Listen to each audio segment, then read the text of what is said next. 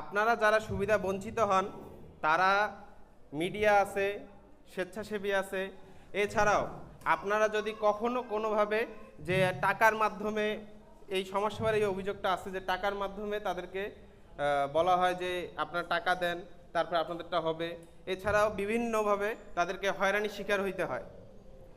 একবার বলবে যে আপনার মেম্বারের কাছে যান, চেয়ারম্যানের কাছে যান, অফিসে আসবেন, অফিস থেকে আরেকজনের কাছে পাঠাবে, এই রুম নয় ওই রুম, এরকম হইতে থাকে। কিন্তু যারা এই পর্যন্ত ভোগান্তির শিকার হয়েছে তারা বুঝতে পারে।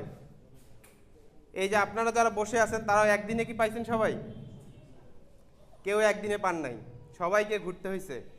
তো এই জন্য আমি আপনার কাছে অনুরোধ করব যেন খুব দ্রুততর সময়ের মধ্যে এই সমস্যাগুলো সমাধান হয়।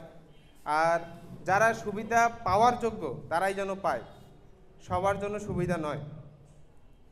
যারা বিপদে পড়ে তারাই জানে যে তখন কীরকম সাহায্যের প্রয়োজন পড়ে, কিন্তু তাৎক্ষণিক আপনারা কেউই সহযোগিতা পান না, বা যারা পান তারা তো পাইলেনই, কিন্তু যারা পান না তারাই বুঝে যে কষ্টটা। তো ইনশাল্লাহ আমরা স্বেচ্ছাসেবী সংগঠনরা তাদের হয়তো নিজের স্বার্থিক কোনো কিছুই থাকে না। আমরা যারা স্বেচ্ছাসেবী সংগঠন চালাই আমরা জানি যে আমাদের সংগঠনের যে ফান্ড আছে এটা কতটুকু কষ্ট করে রিচ করতে হয়। তারপরেও আমরা চেষ্টা করি আপনাদের পাশে থাকার জন্য।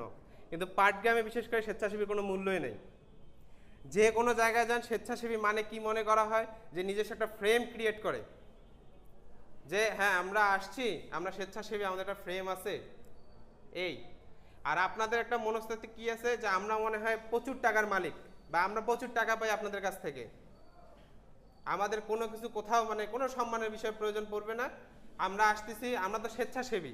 স্বেচ্ছাসেবী কি স্বেচ্ছায় কাজ করে, আপনারা মূল্য দিলেও যা না দিলেও তা, কিন্তু আমরা তো মানুষ। এই জন্য বলবো যে যারা স্বেচ্ছাসেবী হিসেবে কাজ করো তারা মানুষের তরে কাজ করো, আর আপনারা যারা আছেন তারা আমাদের সহযোগিতা করুন, আমাদের তাচ্ছিল্য করা না। আমরা আসি আপনাদের ভালোর জন্য, আমরা কিছু করার জন্য আসি।